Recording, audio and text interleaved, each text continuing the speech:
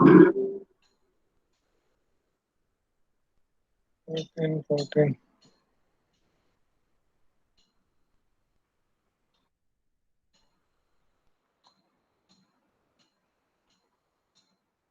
Saran sir, 7, 7.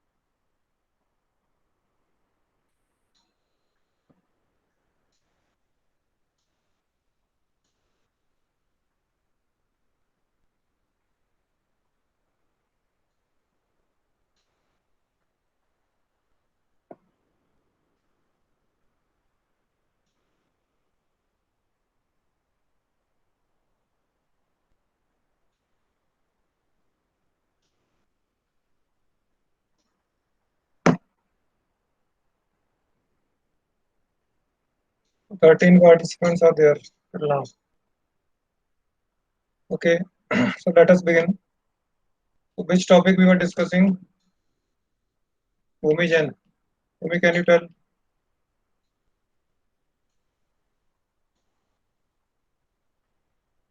Bhumi, are you there? Sir, you wanted me to repeat.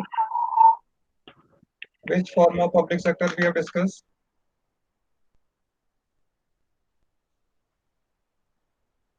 Sairam,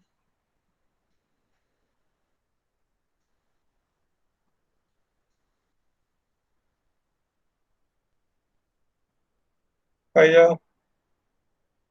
So public sector. Which form of public sector? So department. So department undertaking. Departmental undertakings.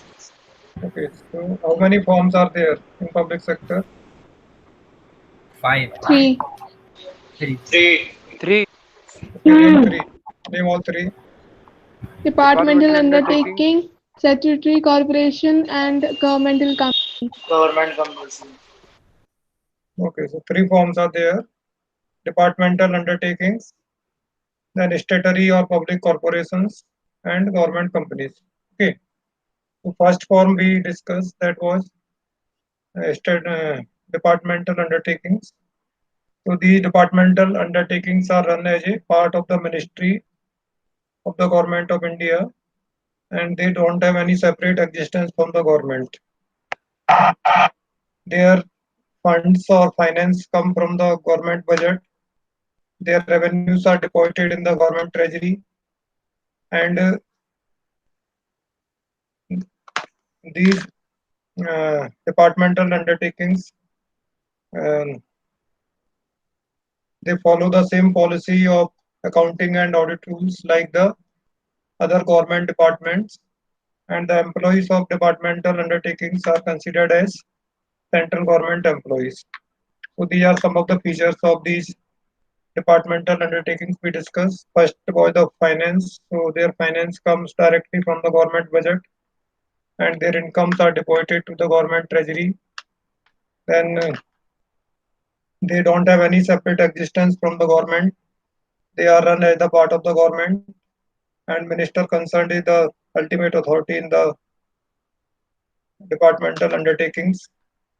Then they follow the same accounting and audit rules as followed by the other government departments, central government departments, and status of employees is same like the central government employees. These employees are governed by the Civil Services Employees Act, and Their services are transferable to anywhere in the country. These departmental undertakings are accountable to ministry or parliament, and their performance can be discussed in parliament. So these some features are there. So we have also discussed their merits and demerits. Examples of the departmental undertakings I told you that is the post office or railway. They are the or some defense organizations are under the category of departmental undertakings. And basic purpose of the departmental undertakings is not to earn profit but to create utilities for the society and to provide infrastructure facilities for the society. Okay, so now 14 participants are there. So no problem, whatever is the number. Let us begin. Let me start sharing the screen.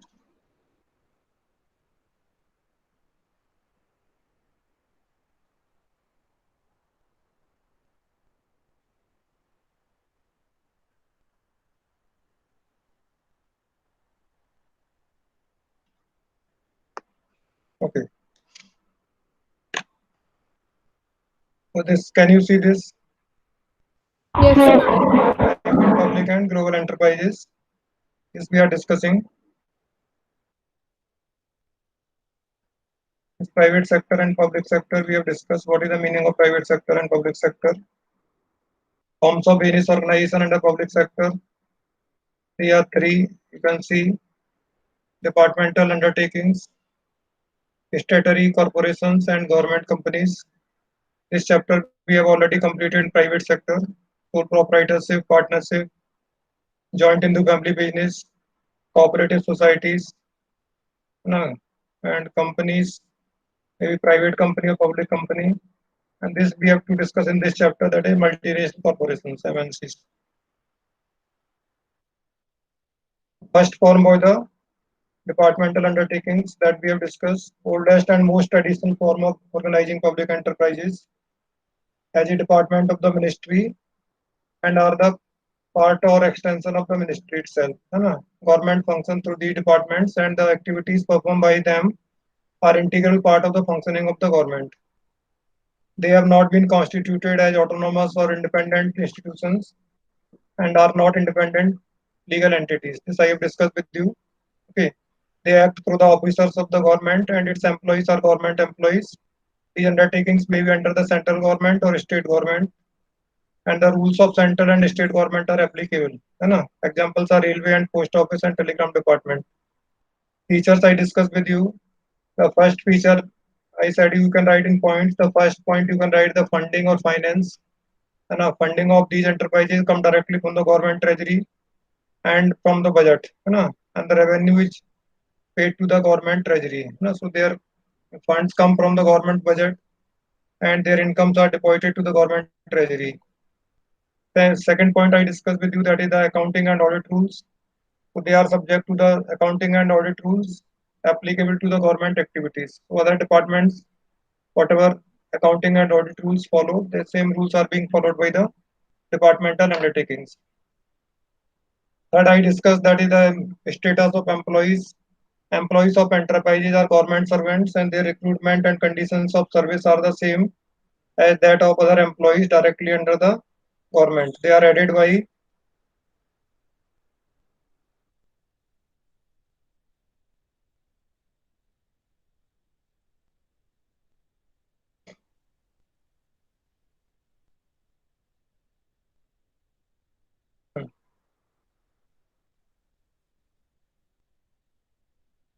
Indian administrative services officers and civil servants who are transferable from one ministry to another ministry.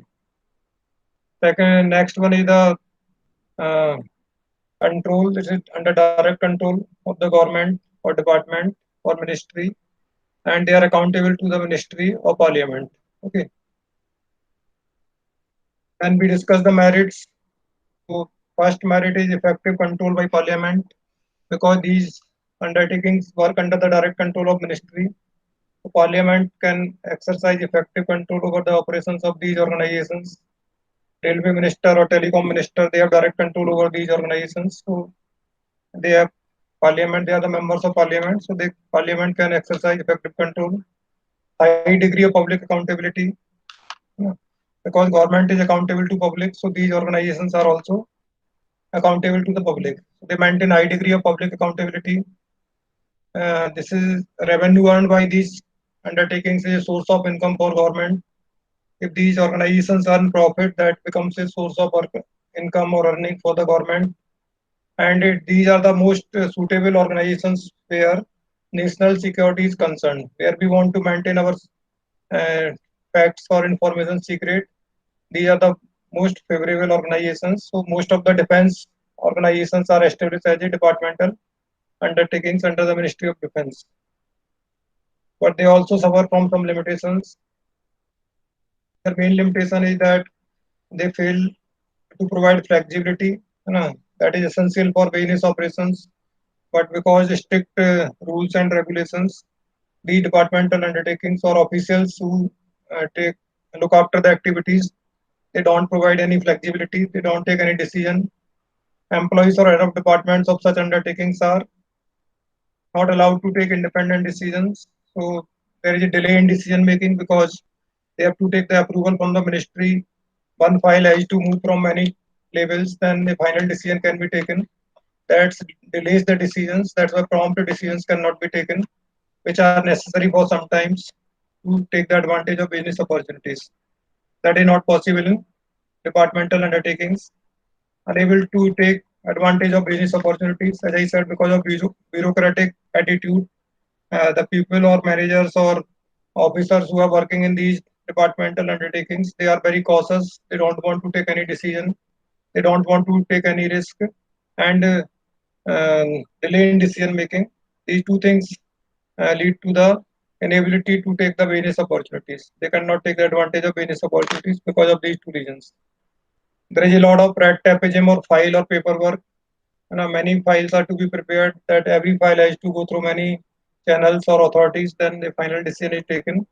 So that also is responsible for delay in decision making. Minister is the member of a political party, so that definitely political interference is there in the functioning of departmental undertakings. You can see that uh, if railway minister is from Bihar, though many trains are allocated for Bihar, or if railway minister is from Odisha, then many trains are allocated in the budget for Odisha or many. So that way their decisions are affected by their political approach and usually insensitive to consumer needs. They are not sensitive because officials cannot take decisions, so they can't provide adequate services to the public whenever they are needed. Second form of public sector undertaking is the statutory corporations or government public corporations. What are the statutory corporations? Statutory corporations are public enterprises brought into existence by a special act of the parliament. So government passes a special act in the parliament if they want to form any statutory corporation or public corporation. This act defines its powers and functions, rules and regulations governing its employees and its relations with government departments. So every government statutory corporation is established under a special act of parliament. This act defines the functions, objectives, rules and regulations, status of employees, and their relationship with government departments. So, most important law for these public corporations is the concerned act under which they are being formed. For example, LIC is formed, Life Insurance Corporation is formed under Life Insurance Corporation Act 1956. So, every food corporation, Food Corporation of India, or General Insurance Corporation of India. These all corporations have their independent act, so they are being formed by the special act of the parliament. If government want to form or to start any statutory corporation or public corporation, they have to bring a special act in the parliament, and on the basis of that act, that this type of public corporations are being formed.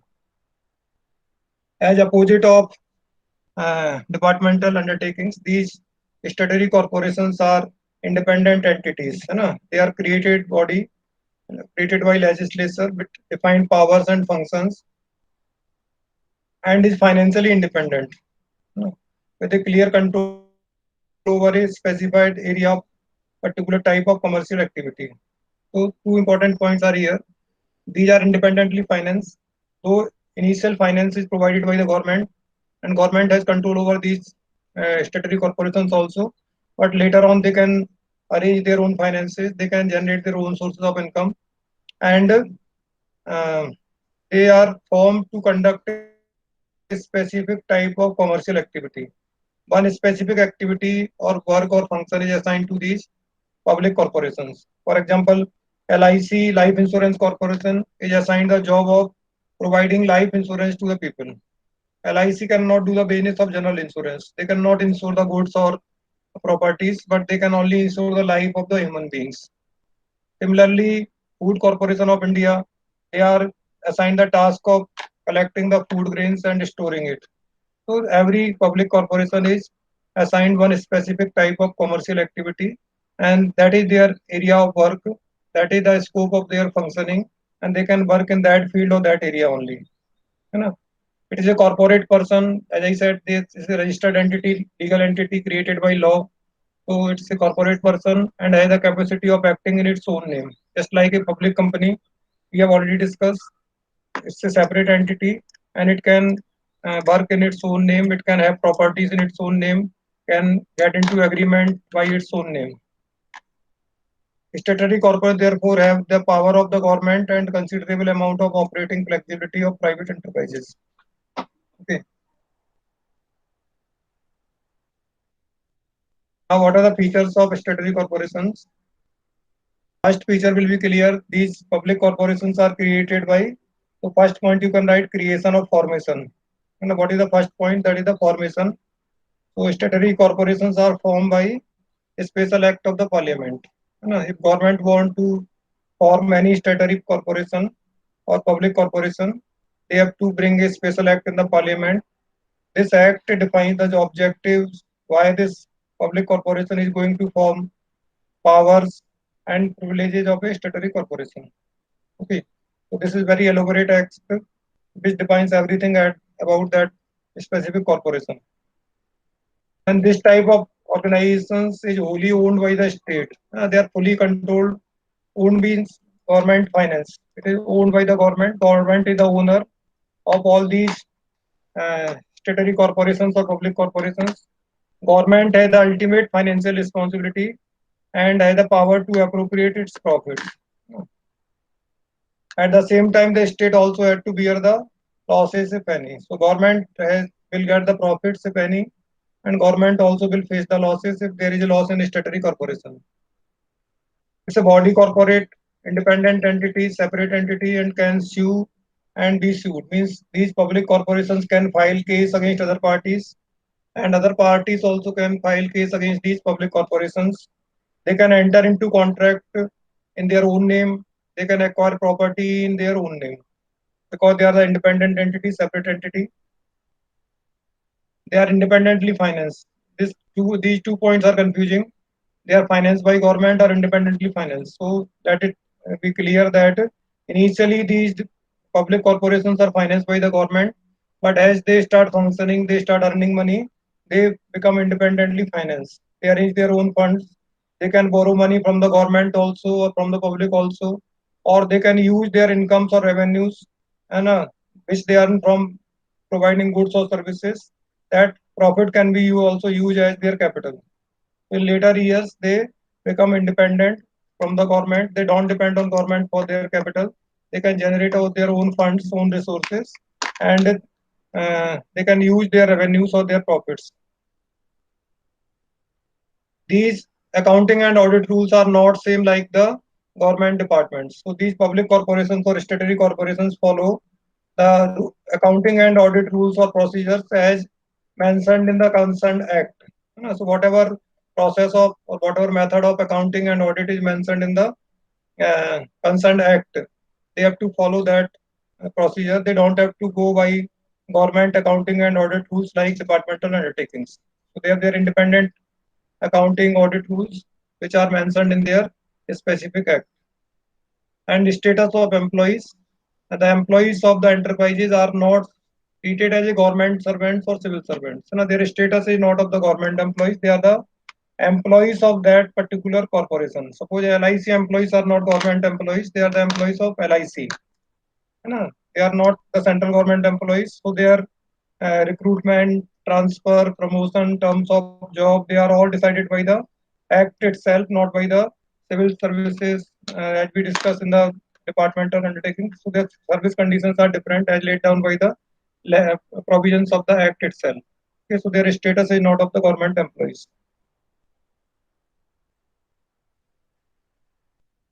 At times, some officers are taken from government departments on deputation to head these organizations. So, chairman or heads of these public corporations are basically IAS officers. They are taken on deputation basis. They are sent by the government because they are the public sector undertakings. Okay, but their employees are not the government employees. They are the employees of that particular corporation. Okay, so Sairam, if you want to ask anything, you can ask up to that time, up to this point. Sairam, are you there? Yes, sir. Yes, sir. Okay, so is it clear? Okay, so let us compare what is the difference between on the basis of features. What is the difference between departmental undertakings and statutory corporation? So first was that departmental undertakings are not independently formed. There is no need of formation. There is no need of any specific act or law. They are the part of the government ministry itself. But public corporations need a specific act of the parliament. If government want to form a public corporation, government has to pass a special act in the parliament. Second, the funding statutory this departmental undertakings are financed by government budget. Their incomes are also deposited to the government treasury.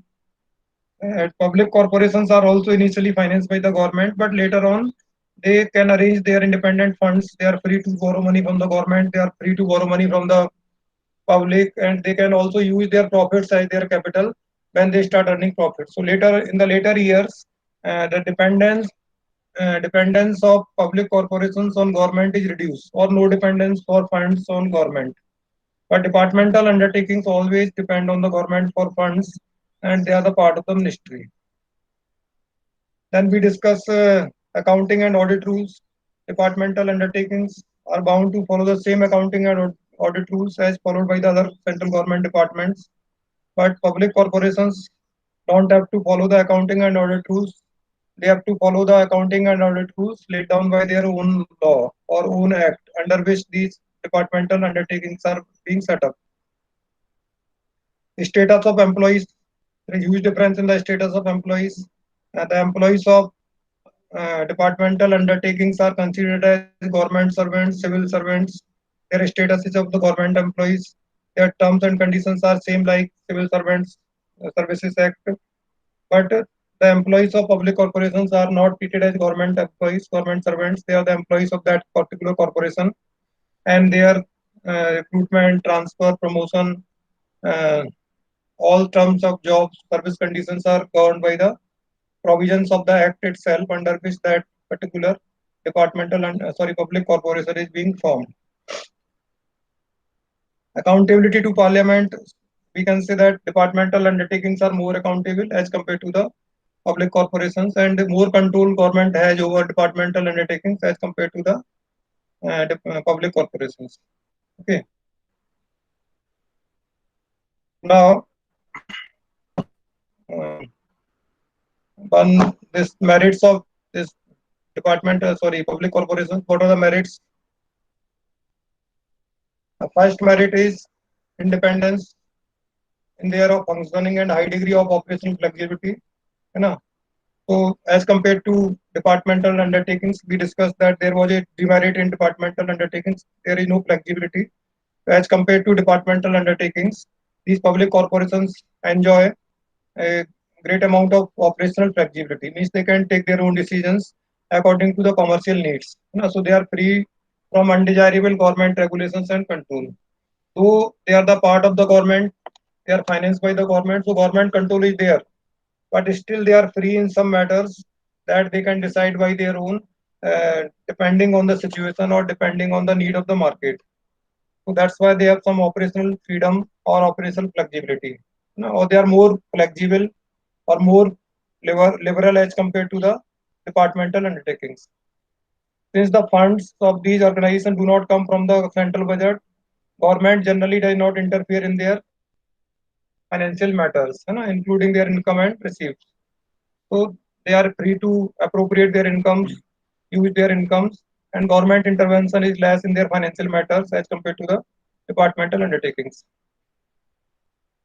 Since they are autonomous organizations, they frame their own policies, procedures, powers assigned to them by the Act.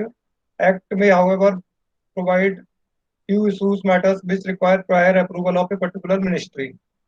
So normally they are free to frame their own policies, but in some key issues, key areas, they have to take the approval of the government ministry. Okay, finance ministry or some other ministry under which that public corporation come, and is a valuable instrument for economic development. So it's a very good form of public sector which is capable of competing with private sector. So their functioning is just like a private sector organization. They totally work on commercial basis, and at the same time they provide the services to the people. You know, so it's a combination with initiative of private enterprise, but it is run by the government. So it's a good instrument in the hands of the government for economic development of the country. But public corporations also suffer from limitations. Limitations are same as in case of departmental undertakings. Uh, this first one is the same issue, that is the operational freedom. This is only for the sake of saying that they are free, but these statutory corporations are also under the government, so they have to follow many rules and regulations framed by the government, and in many matters they have to seek the approval of the ministry. So that's why this operational flexibility of freedom is not as much as it is being shown. So they are not as free as private enterprises are there. So in many areas they have to seek the government approval. Government and political interference is always there, because major decisions or EU decisions are taken, or where funds are involved, they are taken by political leaders or government in power. Most of the chairmen of these public corporations are appointed by government from the IES or from other that to whom government likes. So that's why government interferes in the functioning of these public corporations.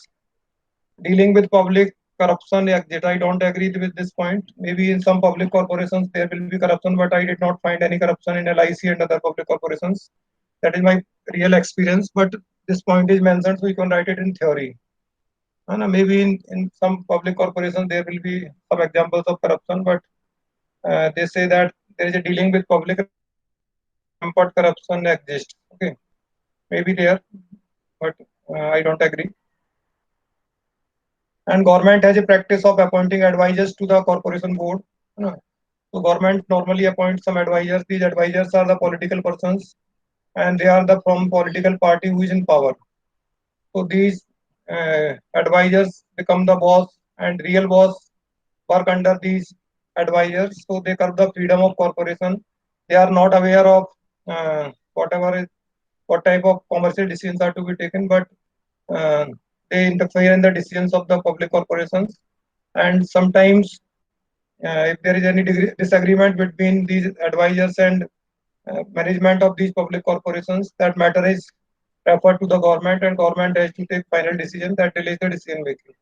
So there is a conflict of interest sometime between these advisors appointed by the government and the officers who are the expert of that area or that work.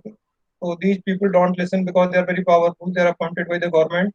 So they try to influence the decisions of these officials of public corporations for their own benefit.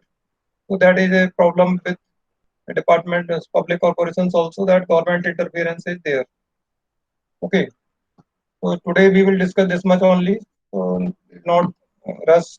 In the next class we will discuss a third form, that is a government company. So I am stopping sharing. Before that, if you want to ask anything, you can ask.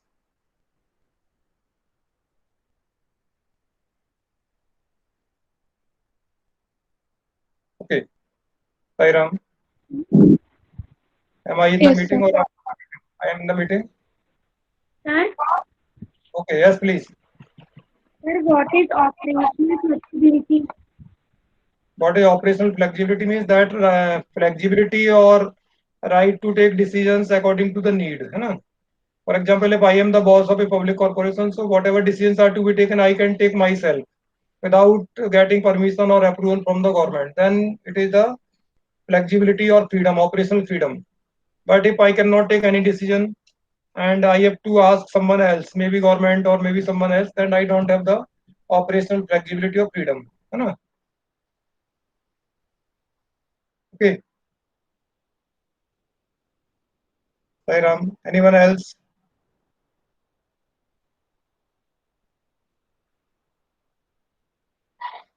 Okay. Any of you, anyone else want to ask anything? So, how are you feeling? All of you are well, happy or not? Or getting bored at home? Sairam. Sambhav. Sambhav Jain, are you there? Yes, sir. How are you feeling? Sir, bore होता है काफी. But this is the good practice that we are conducting online classes. So at least you are engaged in some useful activity. Na? You can do something, you can study something. Yes, sir. Okay. Aditi Samadhiya. Yes, sir. So what do you do? All time study or No, sir. happy or unhappy? Sir school कब से खुलेंगे? वो तो अभी किसी को नहीं पता स्कूल कब से खुलेंगे. That is a big question. No one can answer this, है ना? अभी गवर्नमेंट क्या कहती है? आप देख तो पीरियोडिक ले लेंगे क्या? हाँ जी. सर स्कूल खुलने से हमारे एग्जाम ले लेंगे क्या? अभी ऐसा कुछ नहीं है. स्कूल खुलते से एग्जाम होगा क्या? अभी सब ठीक है. Everything is uncertain till now, है ना? आप देख रहे हैं अभी तो कोरोना केसेस और बढ़ रहे हैं, ज्यादा बढ़ रहे हैं. पहले सोचा था कि शायद जून तक कंट्रोल हो जाएगा तो जुलाई में स्कूल खुल पाएंगे, है ना? अभी तो देखो आप क्या स्थिति आ रही है और छोटी छोटी जगह पे भी केस बढ़ रहे हैं ना. Every day 20,000 cases are added. ये सर 7 लाख. हाँ 7 lakh. The data is cross 7 lakh. 7 lakh से ऊपर चला गया आंकड़ा. और छोटी छोटी जगह पे देखो, मैं देखा शिवपुरी में अभी कल 20-30 केस आए निकल के. तो बहुत छोटी जगह पे अभी बहुत केसेस आ रहे हैं. तो no one is sure that up to what time it will normalise. By that time we will continue with online. हमारा कम से कम चल तो रहा है, कई स्कूलों में तो ऐसा कि वो कुछ कर ही नहीं पा रहे हैं. So that is very problematic. So at least we are doing something and it's going well, है ना? So you manage yourself, try to prepare as you are doing in the offline classes. So whenever government permits, situation is normalized, we will also start offline classes. And don't worry for evaluation or exams. That will be done according to the government instructions, and that will always be in favor of students. So, but learning is important. Examination is not important. आपको समझना है, पढ़ना है, understand करना है. तो आप इस साल नहीं तो अगले साल आपको काम आएगा वो. अभी आगे सब लिंक है एक दूसरे से. That you could keep on studying, है ना? Try your best, try to be happy, है ना? Engage in productive activities. Don't go out unnecessarily. जरूरत नहीं हो तो बाहर नहीं जाइए क्योंकि बाहर रिस्क बहुत ज्यादा है ना? Corona is very respectful person. He does not come by his own until you go to at your home. जब तक आप निमंत्रण देके नहीं लाएंगे उसको, वो नहीं आएगा आपके घर पे. तो आप अगर जाएंगे निमंत्रण देके लेना है तो आ जाएगा, है ना? और सम्मानित व्यक्ति है, वेरी रेस्पेक्टफुल पर्सन है. तो अपने आप नहीं आता है. तो take care of yourself. And if you need to go outside, wear the mask and take all precautions. Then you can protect. Okay. So that's all. So you can leave the meeting. I will leave at last. Sairam sir, thank you. Sairam. Sir, thank you, sir. Sairam. Sairam sir, thank you. Sairam sir, thank you sir.